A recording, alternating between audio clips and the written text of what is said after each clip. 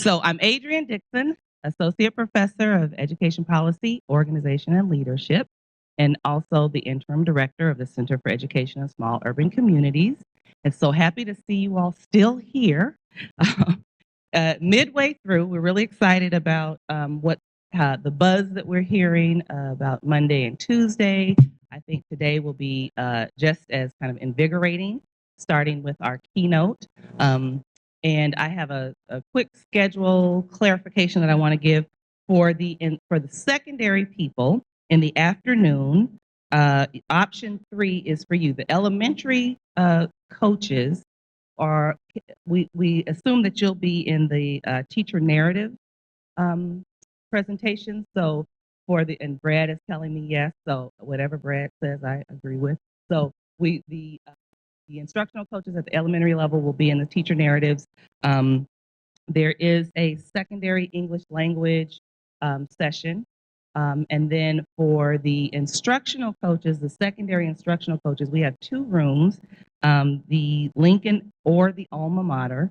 And we will split you up probably by district, but I need to clarify that with Phil. As soon as I find Phil Wilder, we will clarify that.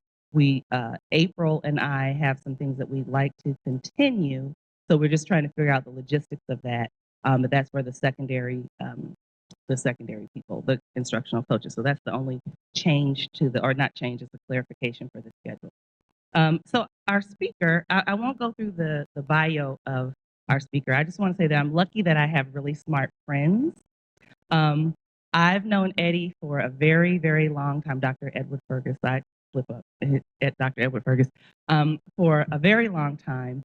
And we both attended the University of Michigan. And I was a single mother with 2 sons, and I was blessed to have a wonderful village of people. I was lucky to have a wonderful village that helped me with my, not only become a scholar, but with my children. And when I finished my master's, I actually had an offer to go work at Yale University. And Eddie and his now wife and one of our really good friends took my children for the weekend. And I could travel and not worry about what would happen with them. They fed them way too much candy and let them play video games all night. But I didn't have to worry about that. And through the course of our 2 years at Michigan, routinely my friends stepped up and took care of my kids for me. Study groups at their home, and so I was just blessed to have a group of people who really cared about me and my family, and that carried on into our doctoral work. I went on to Wisconsin, and Eddie stayed at Michigan, and we supported each other all the way through the journey. And so it's so encouraging and inspiring to see your peers do so well. And so he's has not only been kind of the research director at Pedro Noguero's Metro Center at NYU, but he really has held most of the scholarship that has come out of the center has been under Eddie's leadership. And now he'll go on to be an assistant professor in their Steinhardt School of Education and the Department of Education Leadership. And so it's just really fulfilling to see your peers do so well. And so when I have opportunities and I need an expert, I don't have to look very far because I'm lucky to have such really smart friends who are doing great work. And so it's with all my pleasure. I'm trying not to get too emotional because I feel like I've watched him grow up, to have Dr. Eddie Fergus.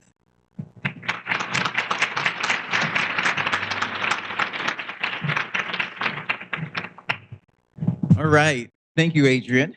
It's interesting the things that you kind of forget about 17, 18 years later. And I did forget about that weekend where we took care of your kids, but it was great. Good morning, everyone. Buenos dias. Good morning. I just, I was thinking about Obama is in Berlin right now, and he's speaking. I spent 5.5 years in Germany while it was my middle school, high school years. I'm a former or retired military brat. So I lived most of my life in a lot of different countries and had a blessed opportunity to learn a lot of different languages. including English, because the U.S. is actually not necessarily not my home.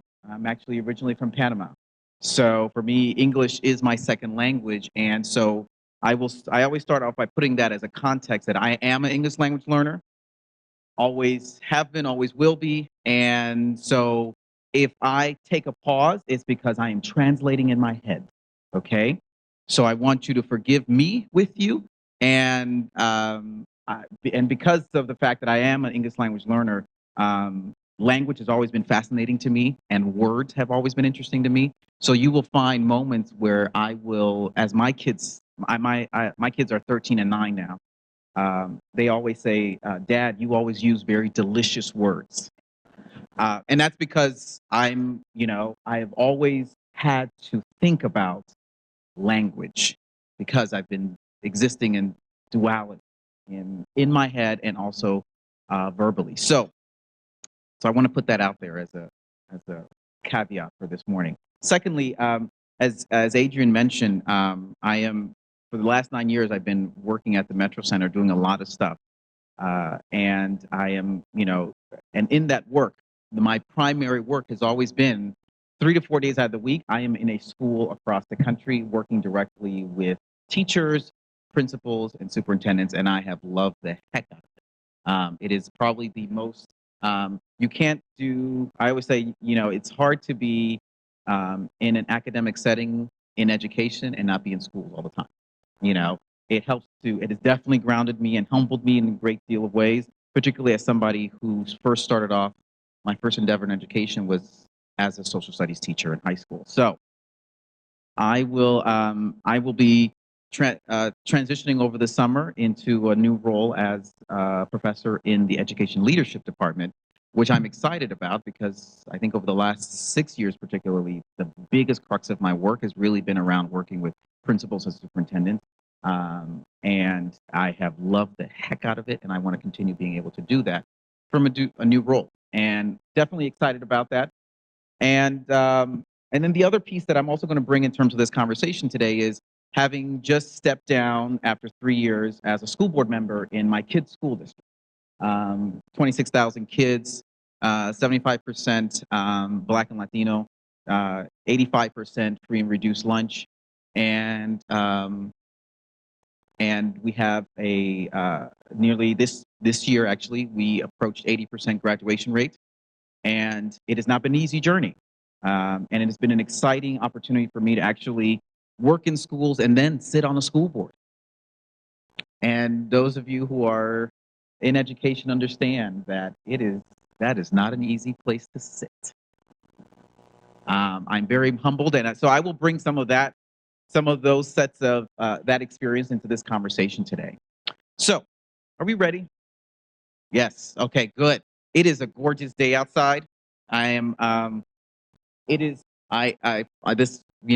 I pulled out my khaki suit. I only pull it out like twice a year when a really nice day. So I'm excited that I'm wearing my khaki colors. Right.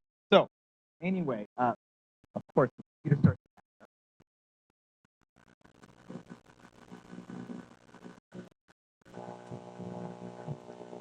So today, this morning, I'm going to put us to ponder for this morning around this question, which is what happens when populations living in vulnerable conditions enter systems with gaps?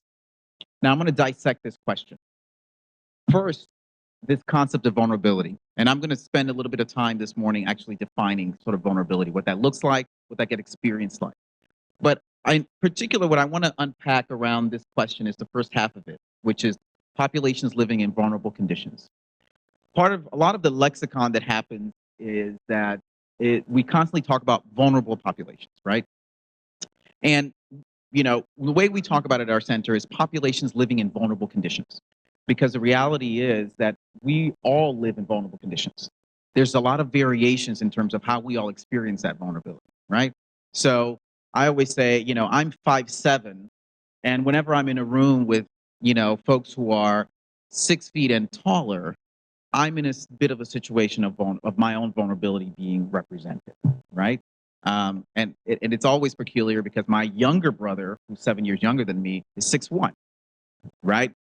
So I always, when when they see us, they're like, "Oh, this is your older brother?" I said, "No, no, no, no, no. Okay, I can still beat him up."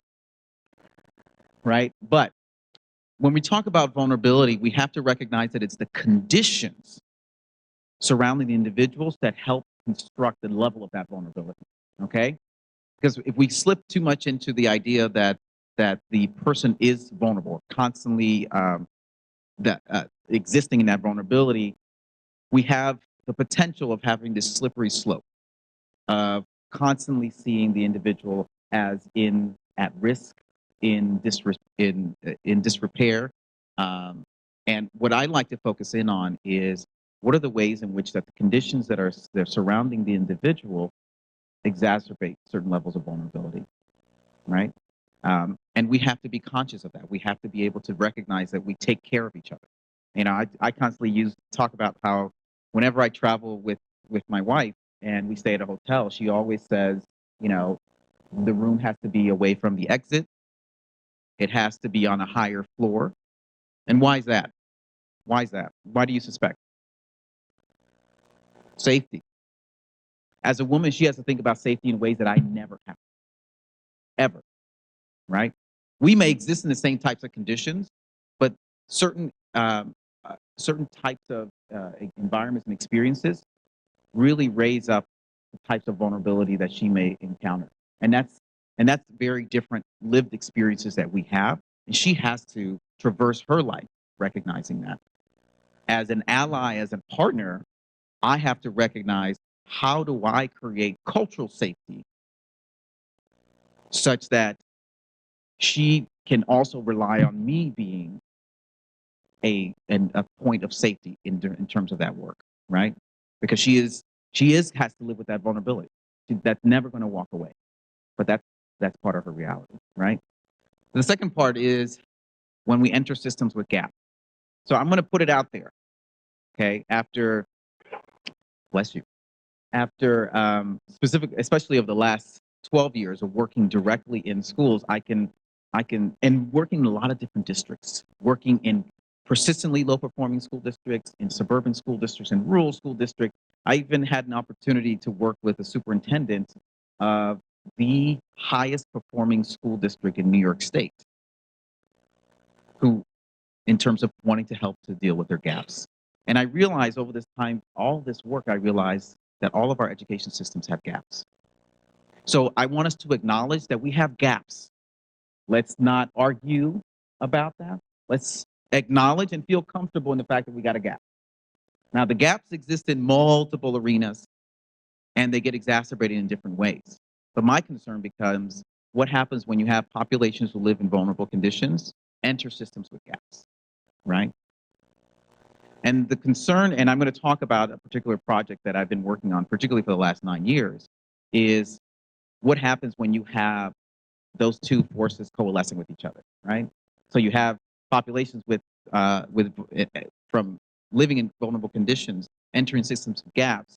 You create potential of further exacerbating those vulnerabilities, and that's what we want to prevent. So I'm going to really sort of frame it around how do we create protective environments now? Because one, we have to recognize that those vulnerable conditions exist, right?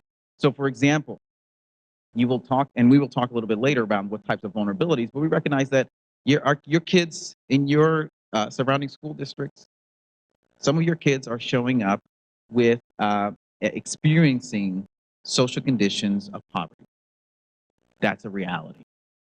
Unless we are going to have a recovery act that's going to come in here and hand everybody jobs, you can't remedy that issue. But you can make sure that your environment is protective and responsive to the realities, the social realities that your kids are showing up with, right? So your kids are exposed to those vulnerabilities, but it's a matter of how do we make sure our systems don't exacerbate it with the gaps that do exist, right? So we're going to take this journey. So let me briefly talk to you about this project. So this is a project that I've been leading for the last 9 years.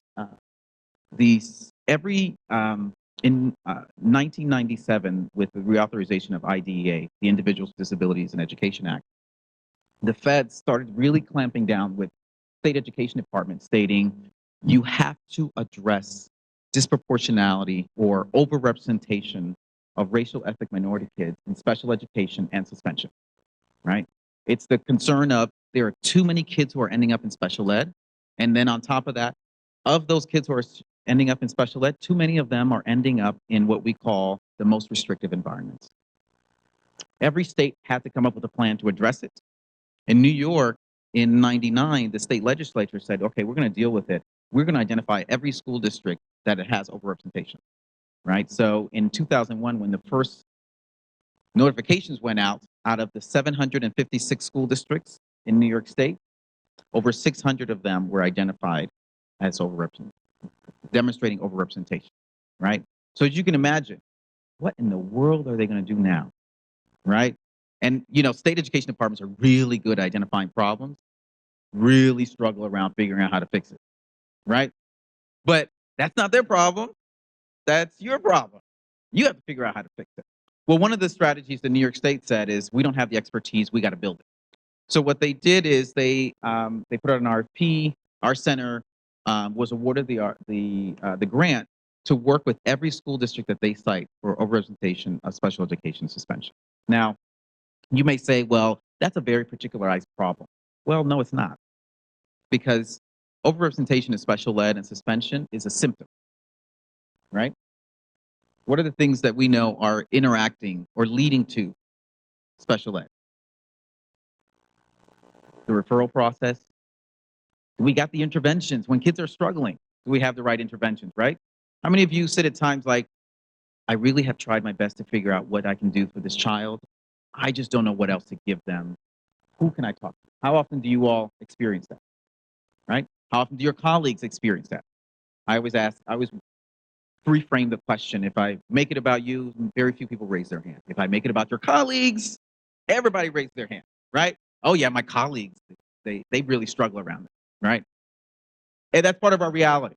That your colleagues, are struggling with that.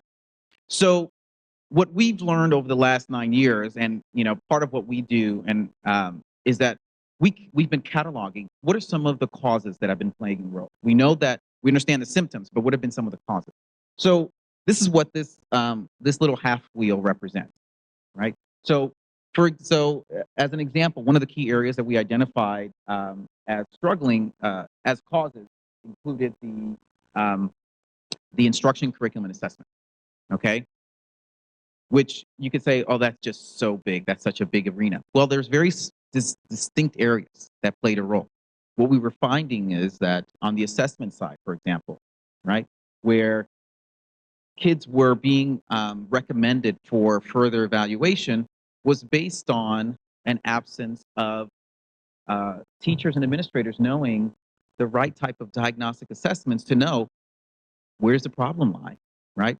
My favorite has always been, because one of the strategies that we use in terms of identifying this assessment issue is we would look at files. So we would pull files and look at the referral form. And we looked at hundreds of referral forms for each district and try to really unpack. And one of the things that we would find is on the assessment side, it would be not available, or that what was used as an assessment was not appropriate, right? So particularly given that there's two levels of assessments that needed to happen. We need to have universal assessments to know who's struggling, and then we need to do diagnostic stuff with kids. So as we kept unpacking all this stuff, we kept identifying these sets of issues that an additive form became the gaps in our system. In the absence of, as practitioners, not having the right assessments to be able to identify the issues that your kids have, that's a gap, right? So we don't know exactly where the issues are, but we know that there's an issue, right? We also identified that the referral process. One of the activities that we would do with our districts is that we would bring in, we would always work with a large group and say, every building bring in their referral forms. They're both academic and behavioral referral forms. And 8 out of 10 times, you'd have a room of 11 buildings show up with 11 different forms. It's a gap, right? Because every building then was identifying certain areas that they thought were significant elements as part of the referral. That's a gap, right? We also recognized that there were around the discipline policies and practices, right? How many of us know the code of conduct in our district? Right. Not many of us, right? But that's part of the reality. Because one of the things that we would always do is we would put the code of conduct right next to the referral form, right next to the actual infraction data. And we would find at times 3 different sets of infraction codes. And we would always ask, okay, so what does that mean, right? So we see that difference, and then we would identify the highest, what do you think were the highest, the most frequent infractions that were coming up? Disruptive behavior, disrespect, right? And don't you just love those 2 terminologies, right? Because disrespect and disorderly conduct and insubordinate are such subjective concepts, right? Right. So, I could definitely, particularly given that demonstrating respect and disrespect is a very cultural concept, right? I struggle with for me, a sign of disrespect for me is use my name properly, right? So, because when and for me, many of you would know, is that when I came to this country, my name is Eduardo. My family calls me Eduardo, right? Only in English spaces am I Eddie. My teacher, when I came to this country in 3rd grade, asked me, when she saw my name, she said, okay, you can either be Eddie or Ed, right? And Ed for me was a horse because I had watched a lot of American TV. So I knew I wasn't going to be Ed. So ever since then, I've been Eddie. I've always been Eddie. And I created this whole Eddie persona too. But the reality is also that for me to experience when folks want to shorten your name, don't you just have that happen all the time? Those of you who are Catherine, people want to call you Katie. I'm like, I didn't tell you that's my name, right? I have that happen all the time. They're like, oh, Ed. I'm like, For me, it's, it takes me right back to that 9-year-old, right? Of somebody else wanting to name me in ways that I have not asked to be named. So experiencing that level of disrespect is a frame for me. That's a representation of disrespect, right? And I use that as an example to demonstrate that there's so much variation in terms of how we understand concepts like disrespect, insubordination, even though we may all say, but we told them if you don't raise your hand, that's a sign of disrespect, right? Well, guess what? Particularly if you're working with growing adolescents, right? Those and I'm talking about the pre-adolescents, those 10 to 11-year-olds, all the way up to your 18-year-olds, who are only trying to maximize their cognitive ability by testing it out on you when you put out your edicts of only raise your hand. Raising your hand is a sign of respect, right? They wanted to push those boundaries to see how solid they are, but also they're also recognize that there's a lot of variation. But the question is, how do we become responsive? How do we recognize that that is going to be a point of contention with us? So the gaps in discipline practices and policy were present in how we were looking at our districts. Tracking was another significant area. Now, I call it tracking. Some folks, other times I'll call it academic segregation, right? The point being is that there's ways in which we've organized our systems to identify kids who demonstrate a level of cognitive ability and place them in a certain environment because we consider that's best for them. We want to help groom that intellect, right? There's nothing wrong with that. The concern becomes, how does that, when you construct ability, you're also constructing disability, right? In the same vein. And as we all know, talented and gifted is part of special education, right? We all know that, right? If you look at IDEA, that's where talented and gifted lives. So and I use that because it means that we're talking about an ability continuum.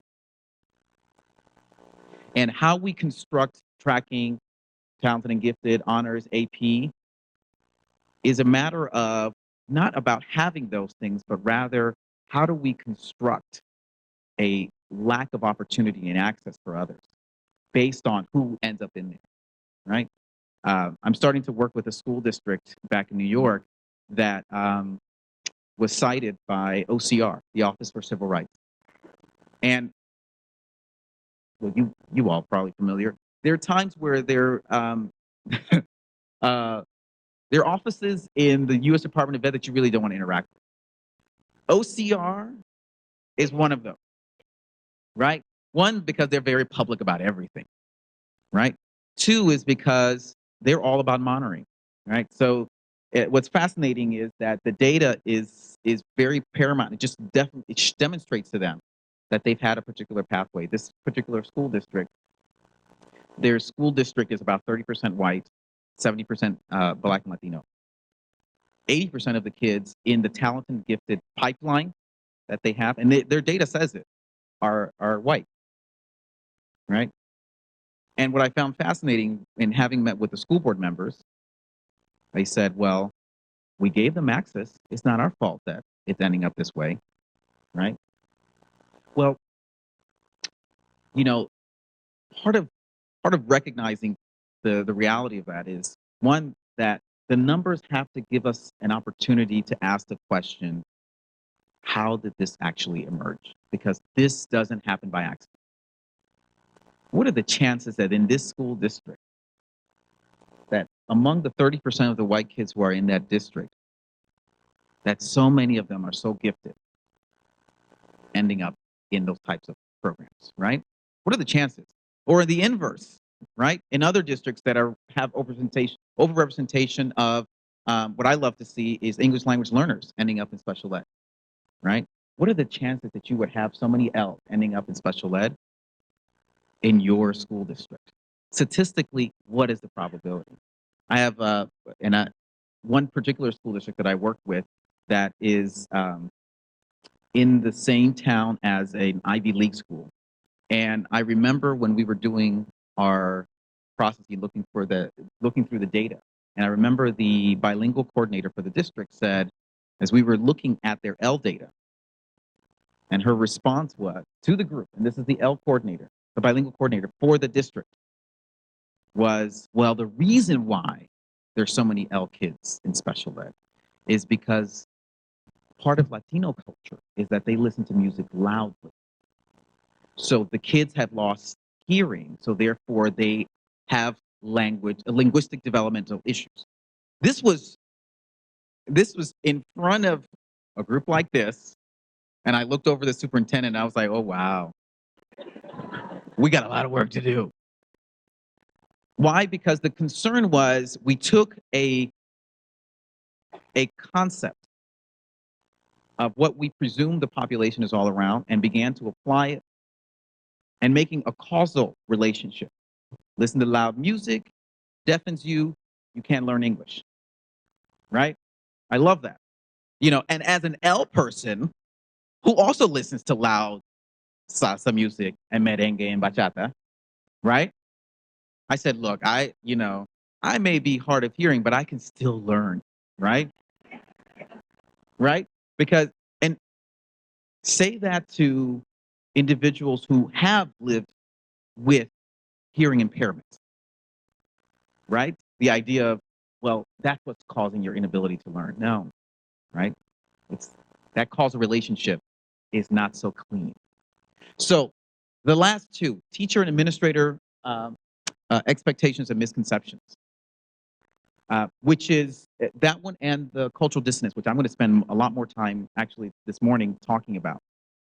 And that really speaks to the expectations and misconceptions piece is, on one hand, it's where are we expecting our kids to go based on the abilities that they are representing in our classrooms, right? And it's hard. I always say that, for practitioners, when you're so much caught up in the weeds of the forest, it is so hard to step back and look at the tall trees that are sticking out, because you are so consumed by the day-to-day that when you actually step back and look at the aggregate, those tall trees, you realize, well, I I didn't realize that when I was grading kids, there were only certain kids that I would give extra notation in their papers on how to improve, but I wasn't doing that with other kids. Right? That was a study that was done by Education Trust in 2008. Another example is 3 years ago, we worked with a school district that had really wanted us to help them amplify or look at their diversity. So, and they had just finished realigning their ELA curriculum from grade 6 through 12. They were so pumped. And I was proud of them and what they did. And I said, so why don't we start by looking at your novel, the text that your kids are reading from grade 6 through 12? And I said, let's look at, because this was the diversity committee, right? They said, we know we have great representation here. So we did an analysis of representation, given the populations that are existing in their district. And we found a great deal of parity that was existing there, which is wonderful. But the second analysis that we did is we looked at protagonists and the antagonists, right? So when what we learned was, over the course of grades 6 through 12, the white students, who are predominantly largest group in the district, were understanding from the novels that they were reading that Blacks, Latinos, and Native Americans were the antagonists around the majority of the stories.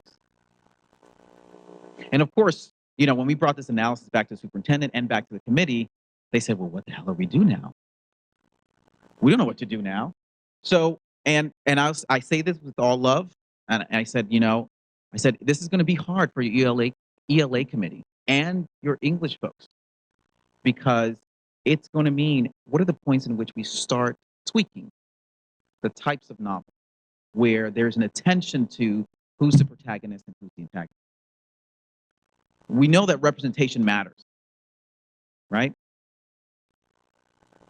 Representation matters, particularly for those, and I always say, for individuals who've experienced marginalization, representation matters.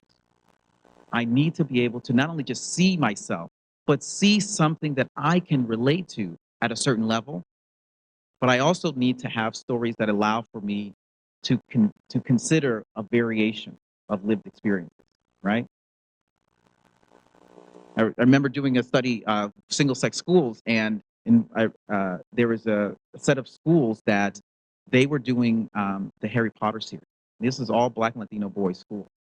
And what was fascinating is that the boys kept talking about, they were so much into Harry Potter, and this is in the mid-2000s, right? So when at the peak of Harry Potter, and the boys, all they kept talking about in terms of why they could relate to Harry, because they could relate to the experience of being ostracized, of being different, of somebody coming after them all the time, right? The boys could relate to that storyline. And that's part of how, as we do our work, is recognizing that our expectations, the conceptions that we have for what we imagine for the kids, have to include and be responsive to the types of lived experiences of our kids. And that's not easy work, right? So based on that, we realized that certain areas we had to really pay attention to around changing school environment, right? One of them was around instructional delivery. It's the goodness of what we do, right? I love how, we would do a lot of differentiated instruction training, which we stopped calling it DI because it was just such a dirty word, right? How many of you all have done DI over the last 10 years, umpteenth times, right? And don't you just love, I would always do as exercise whenever we started our DI trainings and breaking up the groups and really isolating the degree to which individuals believe that kids could learn. And then by the end of the exercise, folks who were left in a certain part of the room and didn't believe that kids could learn, I asked them to leave. I said, because you can't do DI. You can't differentiate instruction and also hold on to belief that certain kids just can't learn, right? You can't. Everybody has the capacity to learn. Every single person. Some of our kids have points of disruption in getting them to the full maximization of their learning. Yes, it's our job within our system to try to scaffold into that realm. But everybody can learn. Another area that we realized we had to pay particular attention to was early warning systems. We can't wait to fail. Can't wait for our kids to start failing then to start actually doing something. How frustrating is that for you all as practitioners, right? That you have to wait till the fire is going in order for the actual firefighters to show up. I don't know where I'm going with that analogy. I like to pay attention to the corrosion, which starts very slowly, right? We have to pay attention to those points in which we start seeing little bits of corrosion. And that means that we have to have systems that let us know early on what's going on. We need to have equity in leadership. And I'm going to talk about sort of what is equity, right? Because equity is not being equal. It's not about being equal, okay? I'm going to come back to that. School climate. Kids are not just there to be cognitive vessels. They're there as social emotional beings. You know, they are not there to solely pay attention to the words that are coming out of our mouths. They're also very mindful of the ways in which you support them, talk to them, acknowledge them. It's so fascinating what Kids Can Do, which is an organization that's been existing for about 10 years now. And they survey kids and they have kids doing work. And what I always find fascinating about some of the studies that they do from kids, that the kids constantly are talking about looking for validation from the adults in their buildings, right? Now, validation does not look the same way that we want it to look for our kids. For our kids, it's as simple as talking to them, making sure that they are acknowledged at some point by some adult in that day. So climate, really paying attention to the climate of the building as in it being developmentally appropriate for our kids becomes paramount. And then finally, the types of social emotional supports for our kids. In particular, how do we create behavioral systems that are about kids gaining behavior replacement strategies that matter in their developmental journey, and not about us as adults being as punitive as we can, right? Don't you just love whenever a kid does something wrong, we figure out how do we get tough? And then when they do it again, we figure out how do we get tougher, right? It starts with the 1-day suspension. Oh, you're going to do it again? Okay, I'm going to give you 2 days now, right? Oh, you're going to do it again? All right, I'm going to give you 5 days. You know something? Next time you're going to go see a superintendent. Superintendent's hearing now, right? Well, guess what? It's not working, right? Well, one, we consider suspension as an intervention. Suspension has never been a behavioral intervention. All it does is remove the kid from the situation that removes them out of sight for you as a practitioner. But we have to recognize that that doesn't replace the behavior. And in no shape or form has the kid ever had an opportunity to actually figure out how did I get to that point in terms of that particular behavior. So I'm going to skip this for a minute, but as we started to do this school change work in terms of, we realized these are the problems that showed up. These are the ways in which we needed to address the issue. We realized that there were still several sets of elephants that we had to get down and dirty around, right? And these elephants were just constantly presenting themselves within the practice of our work. I couldn't just do DI training and sit in a room with individuals who did not believe that every kid could learn, right? So I realized that there's an element to which we had to tackle a belief element. We have to understand and unpack and take the opportunity. These are some of the tall trees. We have to recognize that our beliefs are also permeating the ways in which we actually structure the things that we do, right? So I have a school district that I worked with this past year that one of the strategies that they had, and this is a large school district, and we unearthed this as we were doing a session across all the principals across the school district, and the part of town where they had the highest concentrations of poverty in Black and Latino students, the principals there talked about one of their behavioral strategies that they had for the kids, particularly elementary level, is what they call hugs and bubbles. We know hugs and bubbles? Walk like you're hugging yourself and have bubbles in your mouth, right? So what was the expectation there? Keep your hands to yourself and be quiet, right? And what was interesting is because we were just doling out all these strategies around behavioral supports. And the other side of town, the administrators, they were like, well, we don't do that type of stuff. We never even thought about doing that type of stuff. And we started to really try to unpack where those expectations are coming from. And as much as everybody wanted to talk about strategies, we had to deconstruct the beliefs that were helping to structure the types of strategies we're putting in place.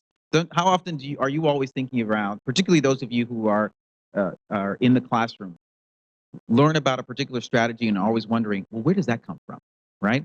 How often are you always asking yourself that question? Yeah. And we need to have an opportunity to actually understand what are the belief structure that are surrounding that, so that we're just not doing the strategy, but rather understanding what are the belief structure behind it. And that's some of the elephants in the room. Now, those beliefs for certain populations are predicated on certain assumptions. Assumptions around what we consider race to be, ethnicity, gender identity, sexual orientation, socioeconomic status. Those sets of social identities that your kids are showing up to school and having the greatest opportunity to actually represent them to you. And you all have the obligation as the adults to help them manage through the development of all those identities, alongside the ways in which you're actually teaching them curriculum, the ways in which you're helping them learn about their own behavior, the ways in which you're helping them also support them as adults. So the question becomes, as these elephants are showing up with our kids, how do we personally manage those things? How do we personally manage those realities? So, particularly given that we can end up in situations where we get to this point, right? This is the get tough, get tougher, and get just the toughest, right? And by the end of the day, you realize either you have every kid in the classroom have a check mark on the board, or if you do red light, green light, yellow light, everybody's a red light, right? Or if you you like to send kids out of the classroom when they're misbehaving, next thing you know, half of your class is standing in the hallway. No administrator wants to see that, right? Because we have to make sure that we're tackling what are the points in which we are around our own beliefs that are showing up in our classroom, particularly given that we all have to acknowledge that as adults, we have triggers, right? My trigger is don't call me Ed, right? For some of you, your trigger is if a kid starts to mouth off to you, that's a trigger. So your knee-jerk reaction is to, I'm going to put you on the board. I'm going to kick you out of the classroom, right? But we have to figure out that one, that's a trigger. Two, figure out another strategy to contend with that trigger. Because what you're representing to the kid is obviously, it's partly your issues around responding to it, but we're never dealing with the issue of the kid. So, moving us to really having to contend with, the realities of our kids means that we have to be responsive. And being responsive is not an easy task, right? So the ways in which we actually started doing this belief work is, and I'm going to flip through these real quickly because I want to get to one particular example, is that we realized we had to do, while we were doing the DI training and the behavioral support training and the early warning systems training, we realized we had to do some belief work as well, because we had to make sure that there was parallel dialogue that was happening. So we broke it down and actually sort of constructing these four very distinct sessions, and which I know some of you in this room have already experienced because we did this past spring. And to really begin unpacking some of this belief stuff alongside how we do our work. And I'm not going to sort of talk through it, but more specifically talk about this construct that is at the core of our 4 sessions, which is you have to do the personal work in order to be able to be ready to do the structural work so that your strategies work. Right? How often do we jump right into, and I love this, doing work with practitioners, is that you're so hungry to do that we need to make sure that we don't miss an opportunity to do it well. And part of that doing well is making sure, so what's our personal investment around this work? What are some of the structural issues that we have to deal with in terms of making sure the strategies are going to work? Right? This past year, I had a lot of school districts that, particularly high school, that got into what they call sort of the third rail, which is grading policy. Right? I got some doozies for you. It was the third rail. But we realized part of we had to unpack in terms of getting to that strategy, because I had some administrators who said, we're changing grading policy, this is what it is. Bam. Oh, that was ugly. It was there. I felt for them. The administrators and the practitioners, they struggled because we didn't unpack this idea of what it meant for me to grade. And I always say secondary schools is it's different. And I can say that, having been associated, it is different. To having to manage the idea of grading as something that's very personal, two, having an investment and knowledge around the content, and three, looking at the ways in which kids demonstrate that knowledge. So as much as the strategies around grading policy may have looked good, there were structural impediments that we didn't contend with, right? We didn't deal with the fact that you had a structural reality, that you had folks who are in different realm of understanding grading. Everybody had very different strategies. I had one school who had an 80-20 split. 80% of the grade had to be summative, 20% formative, right? Well, what they didn't contend with in terms of the structural side is some of the summative. I had one particular high school where over a 9-week marking period, it's a handful of teachers who only did 2 summative assessments, while I had others who did like 10. So we didn't deal with the structural reality that in identifying, well, what is going to be the minimum for us to be doing that? And then on top of that, dealing with the actual personal investment around it. So last thing I'm going to sort of talk about in terms of us moving towards identifying and creating these protective environments is defining vulnerability. And I promised I would do this. So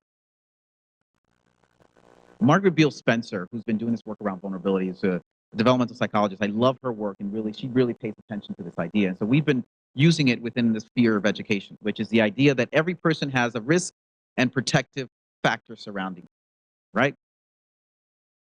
What are some risk factors that your kids have surrounding them? Poverty. What else? Lack of access to health care. What else? Come on, you talk about these all the time, right? Attendance, self-worth, family support. Sometimes I get, single parent household, and within there, sometimes I get female-headed household, which I always kind of push back on, right? The idea that single parent household, and on top of that, female-headed household is a risk. We have to really make sure that we struggle against that. Now, protective factors. What are some protective factors that your kids have? Bingo. Families, religion, community centers, right? Those are all sets of protective environments. But we have to unpack in terms of trying to create protective environments and recognizing all those sets of social realities that your kids experience. And what we learned over our Disproportionality project is to realize that we have to pay attention to the intersection, right? That we have high and risk in each environment. I mean, high and low in each practice. What is a particular concern is that the high risk and low protective factors, those are the kids that we spend a great deal of time thinking about, right? Our concern becomes, if we're trying to create a protective environment, we can't compare them to and create strategies based on the experiences of kids with low risk and high protective environments. 2 different sets of kids who have grown up in very different ways to experience a very different set of social reality, right? Case in point, my 13-year-old son now, when he was around 5 years old, he got in trouble in school, and he came home and he was just like, but Dad, Johnny also experienced, he did the same thing. Well, I said, that was one of the first set of conversations I had to help him understand, is that your social reality is different from his. So there are going to be times where you're going to experience things, even though somebody else may have done the exact same thing. I need you to be a lot more conscious of your surroundings to know how it's going to be read. And that's part of your risk. So I had to explain to him that it wasn't that his race and ethnicity was the risk, it was the ways in which it was going to be perceived on him that's going to be a risk. So trying to apply for him to think about, well, I need to be treated the same way, you're not going to be treated the same way because there's different sets of social realities that surrounding it.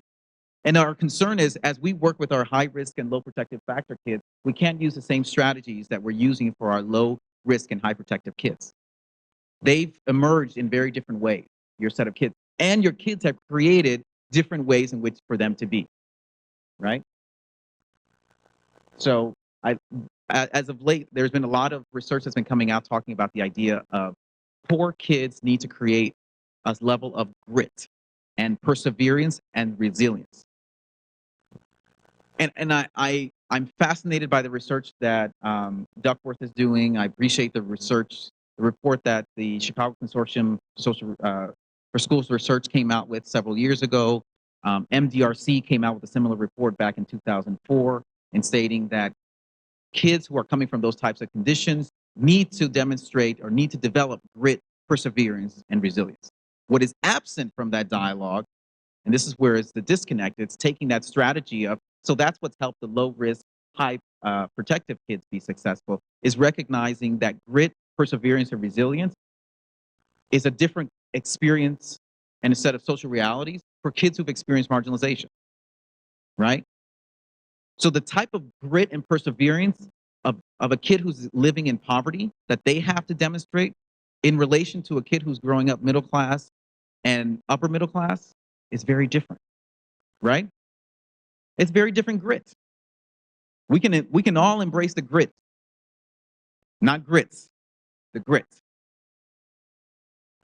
But we have to recognize that its application for a particular group it's going to end up looking different because their social realities are quite different. And that's part of our reality for our kids. And that's looking at that relationship between risk and protective is what's key. So I always try to figure out different ways to kind of help land the risk and protective. So this is my attempt now. You ready? Okay. We look at these kids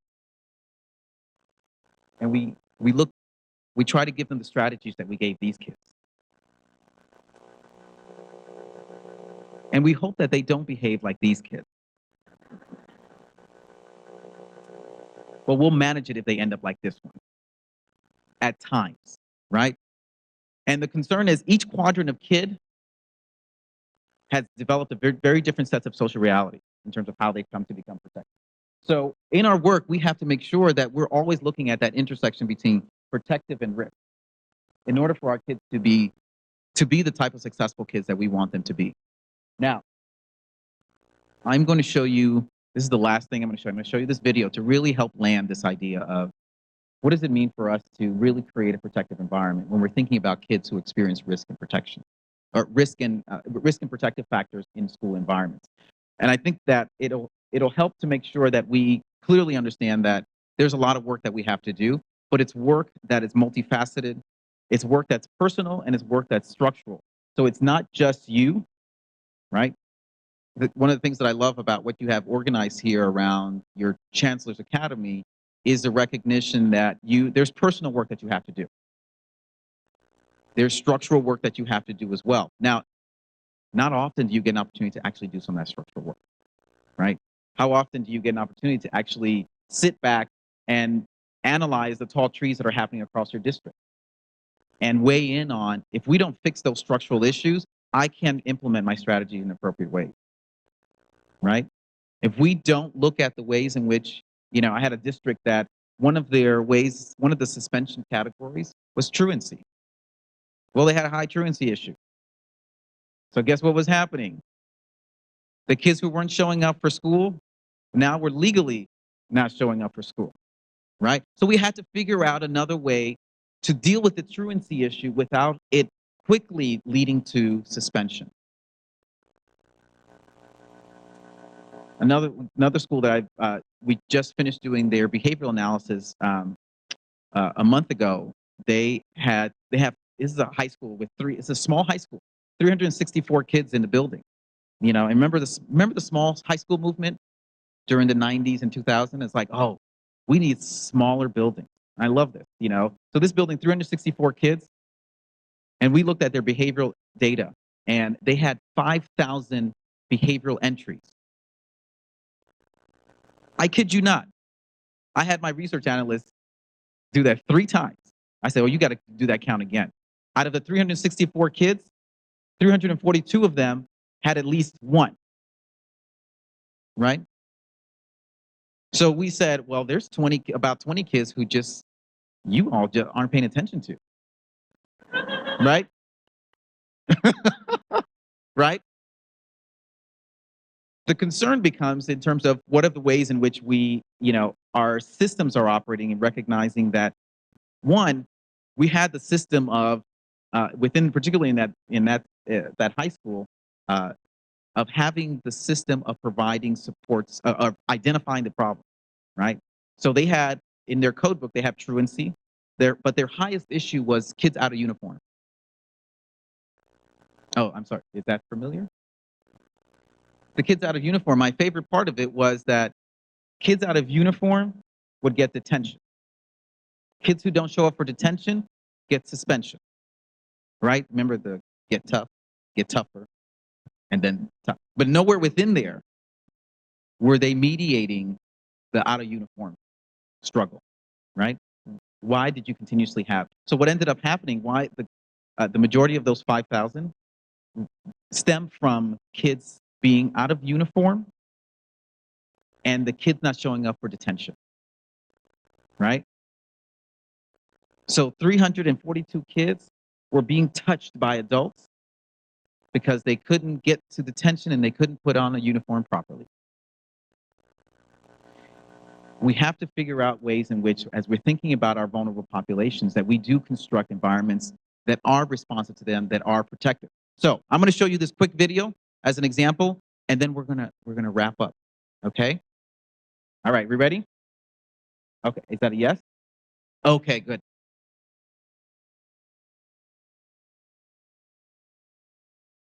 Our work around creating protective environments is not simple. It's a very complicated set of realities that we have to recognize. But we have to make sure that we build in, how do we do that personal work that Mrs. Denny there outlined for the kid, right? She saw it as simply as, he's a good kid, he's hardworking. But what she did was to provide a level of cultural safety in recognizing that as the strategy was living there, she had to figure out she had to manage the structural reality that was surrounding Jose. That in the work that we do as practitioners with the set of populations that we work with, it is not lost on us, and we cannot forget the realities that our kids are experiencing, that they are living in sets of vulnerable conditions, and it becomes upon us to be that protective environment, as you also dutifully identify.